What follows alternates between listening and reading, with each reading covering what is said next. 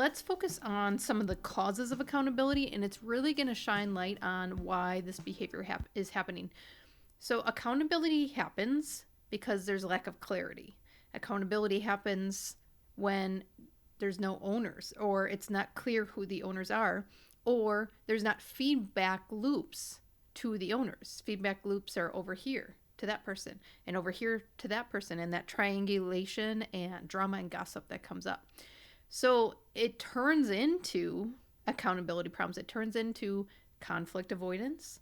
It turns into excuses of why something's not completed, why a function or a pass off is dysfunctional.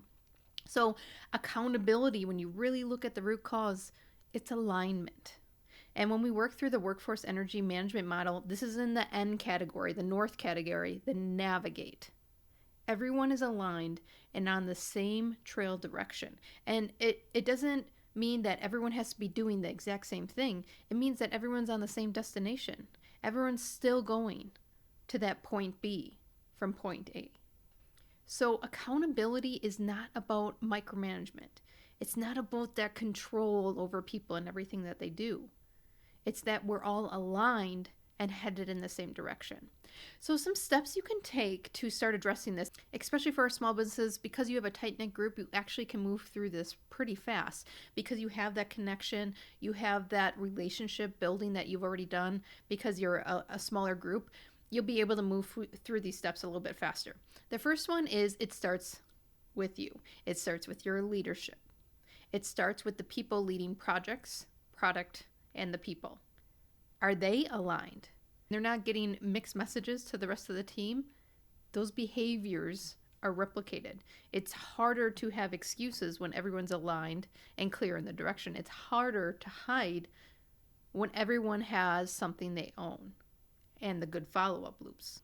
So when you talk about it starts with you, do you have good checkpoints, feedback?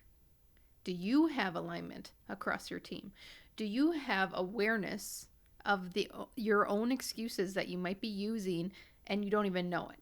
And so that's why I highly suggest when we go into these programs to do like a 360 feedback. So that means feedback from your boss, feedback from your peers on the leadership team, feedback from your own team, to shine light on some of those excuses, some of those things that you might be blowing off that do matter when you talk about accountability. The second thing that you can do to start to remove that lack of accountability and move into alignment is ask the right questions.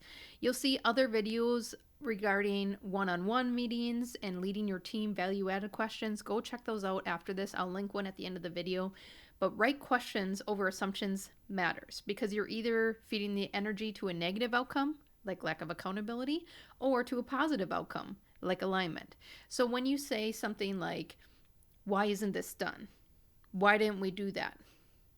Why didn't we hit the mark, right? That comes out of blame, that comes out of a negative narrative. A more forward-moving narrative, positive narrative, a coaching moment is, what's getting in the way, right? So you're staying curious. And that's going to create agile teams. That's going to create the adaptability to really figure out the gaps in your operation, to hone down on a more optimized productivity and workflow because you're addressing what the hangups are. You're addressing the hurdles. So when you move from these assumptions to asking the right questions, you're creating alignment around the way. So the second one is asking those right questions. The third one is, what is the purpose of the function? What is the purpose of the outcome? Because otherwise it comes from a place of pressure. It comes from a place of just pushing people all the time. And we all know that teams that thrive is because they know the purpose, is they have that energetic end goal that they want to hit. But when it's not their purpose, when it's not their outcome, there's that disconnect. So then you have to push them. And when you're working in change management, when you're working in energy management, that's exhausting. That's exhausting for the leaders. That's exhausting for the team. That's causing disengagement. So when you can come from a place of purpose, what is the purpose of why we're doing this initiative? What is the purpose of this function? You start to see the alignment. You start to see the owners come out of the woodwork.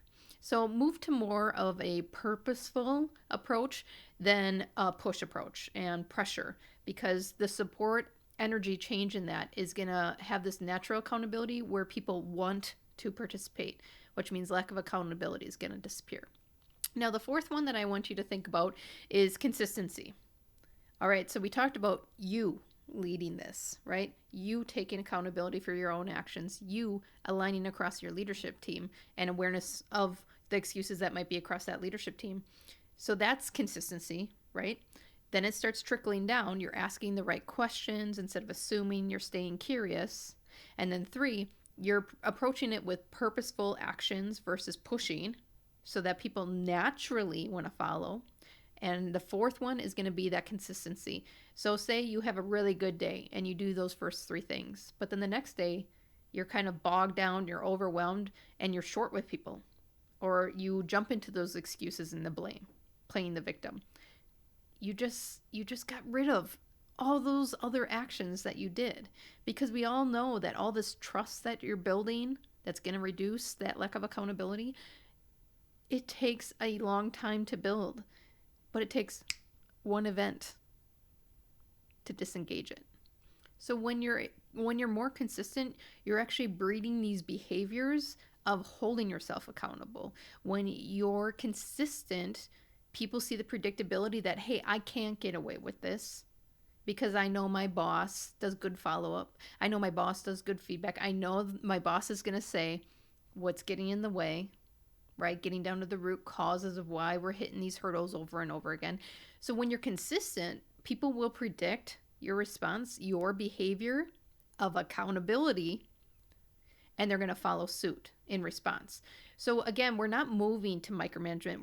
We're staying in the coach mode because we're asking those curious, open-ended questions, and that's going to guide the accountability behavior because now they own it. Now they have a clear expectation put in front of them, a clear function of purpose of what they're working towards, and it's consistently followed up on and good feedback that they know they can't hide. They know that excuses are a bunch of bull, and it's a behavior that is unacceptable because we're moving towards purpose, because we have the clear goal, because you have all the resources and tools set up for success. And so do you see where these little questions, these little like bite-sized micro moments build up to consistency? So when we move away from micromanagement, when we move away from controlling everyone, we lead by example, we have clear expectations, we have a clear purpose, we're asking the right questions out of curiosity, we're consistent with it, you move away from lack of accountability into alignment.